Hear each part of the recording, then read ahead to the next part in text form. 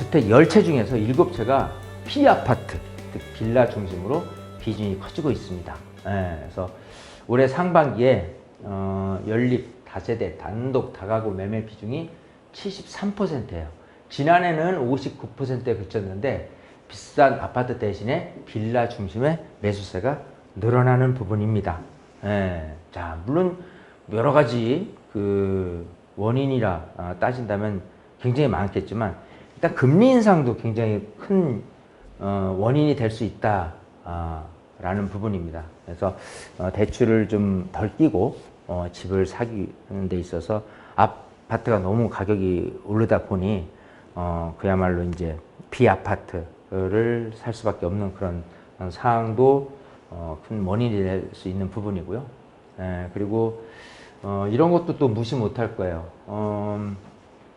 대출에 대한 부분도 사실은 좀 아파트보다는 좀 그 비규제라고 볼 수 있는 게 9억 원을 넘지 않는 빌라는 무주택자가 매수하면 아파트와 달리 별도의 전세자금 대출도 받을 수가 있어서 수요자들의 구매를 당긴 내용도 있고요.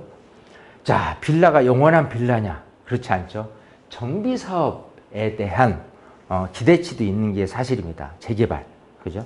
그래서 정비사업 규제 완화 기대감이 커진 점도 한몫했습니다. 서울시는 지난해 민간주도 재개발이 신속하게 이루어질 수 있도록 신속 통합 기획 사업을 도입했고, 대규모 재개발이 어려운 곳에서는 소규모 재개발 재건축이죠. 모아타운 제도를 도입해서 규제를 완화하기로 했습니다. 그래서 어쨌든 이런 식으로 금리에 대한 인상, 대출, 또 이런 식으로 재개발에 대한 기대치에 의해서 꾸준히 이런 식으로 그 비아파트에 대한 거래는 좀 더 늘어나지 않을까 싶고요.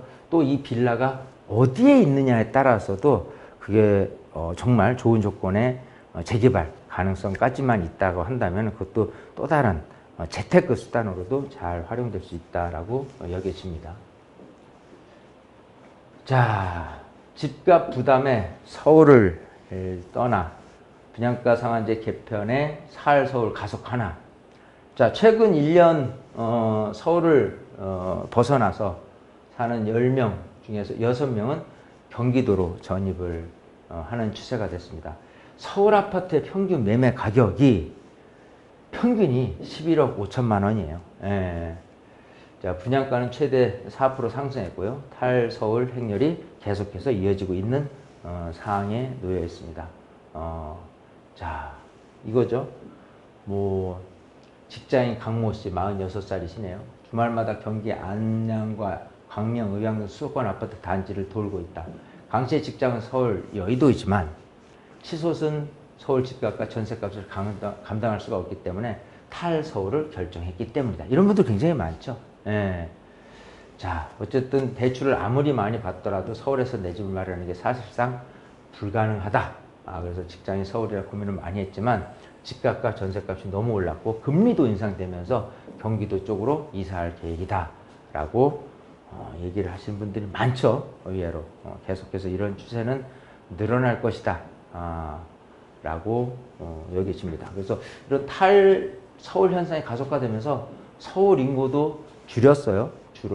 줄었죠. 그래서 행정안전부에 대한 집계 결과 지난달 말 서울의 주민등 인구는 949만 6천 명 정도로 되어 있습니다. 2016년 5월 인구 1000만 명 선이 무너진 지 6년 만이 된 겁니다.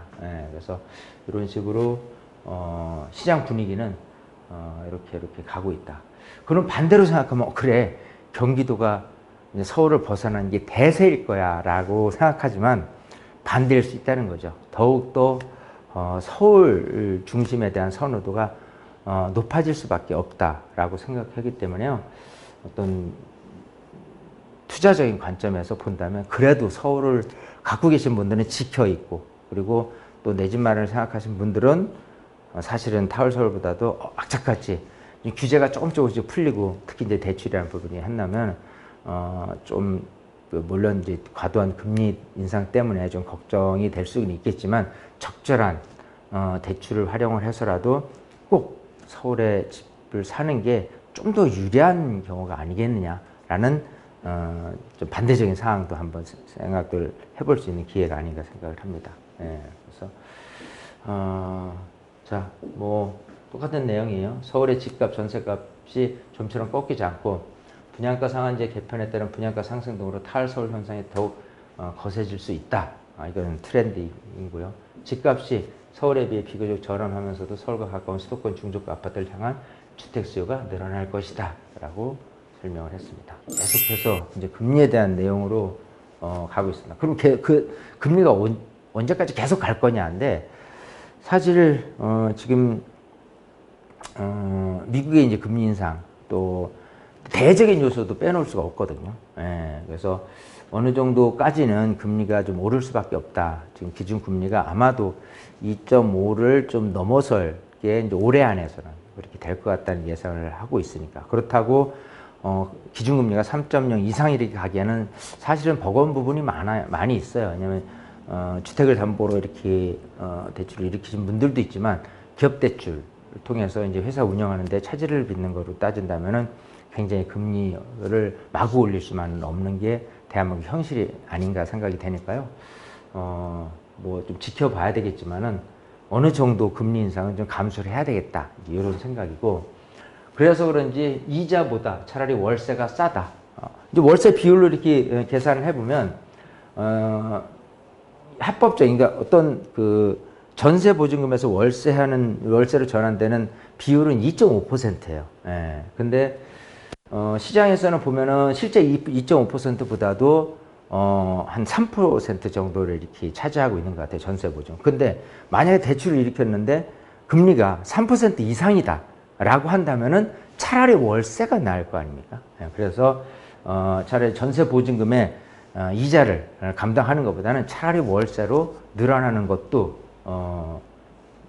요인이다. 그래서 월세가 월세비율이 계속 늘어나고 있지 않습니까? 이런 부분이에요. 그래서 월세 지수도 꾸준히 이렇게 늘어나는 부분을 빼놓을 수가 없는 거고요. 예, 그래서 경기, 수도권, 서울 해가지고요, 월세 지수가 계속해서 이제 늘어나고 있다라는 부분이 있습니다.